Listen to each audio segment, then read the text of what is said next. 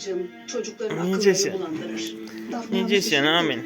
Selam ver. Ya o bizim Selam ver. adetimize Selam girmez. selam selam Şimdilik selam olmazsa selam. görürsem ben Siz de Selam büyüklere selam saygısızlık selam. adet Bura etmediniz mi? bakalım. Bura bakalım necesin O he? kız torunlarımla muhatap olmayacak.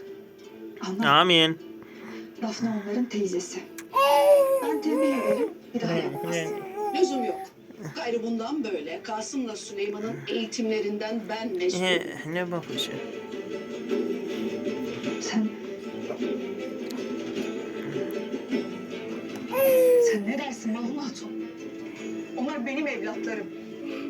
Onlar kayının yarını, devletin direği.